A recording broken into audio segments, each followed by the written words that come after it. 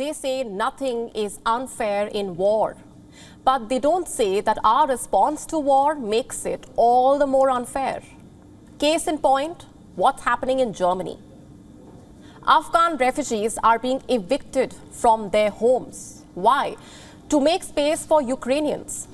Their plight is being prioritized over the misery of the Afghan refugees. But how do you even do that? How do you rank misery? One Afghan social activist and her family were given 24 hours to vacate their place. At least hundreds of others have had to vacate under similar deadlines. Some 12,000 Afghans arrived in Germany after the Taliban takeover. They were given temporary residency in Germany. Many of them were given accommodation in Berlin. The German capital has around 83 different accommodations for refugees. Currently, they house some 22,000 people. In fact, before Russia invaded Ukraine, Germany was Europe's biggest host country for refugees. Then Poland welcomed 2.8 million Ukrainians and the equation changed. Anyway, back to Germany. In 2015, the country opened its borders to Syrians, then to Afghans, and now Ukrainians. Currently, some 1.24 million refugees live in Germany. It's a number that works well for the German government, especially when it wants to project itself as a strong country. In the summer of 2015, a large number of Syrians, Iraqis, and Afghans made their way to Germany. There was a lot of concern among the German population, be it about national security or social security.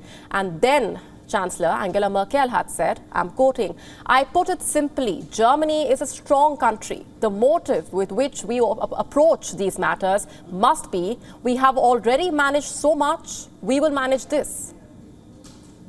But has Germany really managed it? You see, here's the thing. Allowing in refugees isn't all that difficult when you are Europe's biggest economy. What matters is how you treat the refugees. Currently, Afghan refugees in Germany are not feeling all that safe.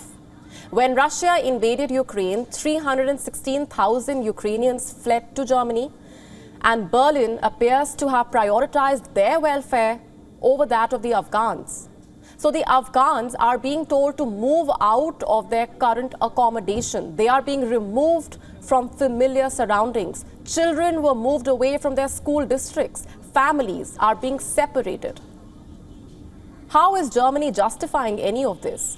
Berlin says these Afghans were staying at so-called arrival centers. In other words, short-term homes.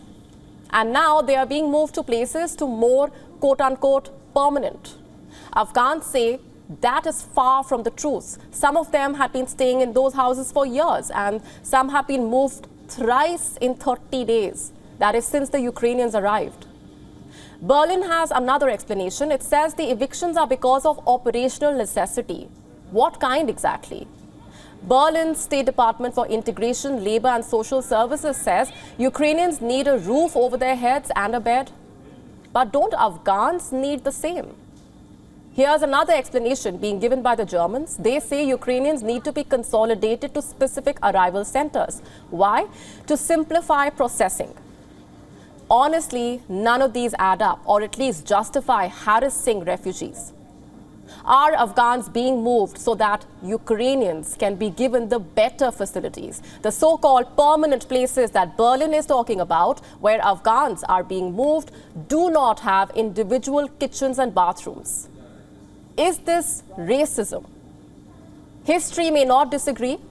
Earlier, we reported about how European countries were selective in letting in refugees.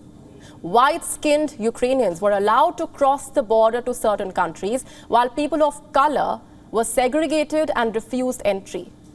As recently as March, German police was accused of confiscating the passports of 3 non-Ukrainian families fleeing Ukraine. These were mostly African families. Their passports were returned only after the foreign agencies had interfered. Info Migrant reports that there are quote-unquote several dozen passport confiscation cases.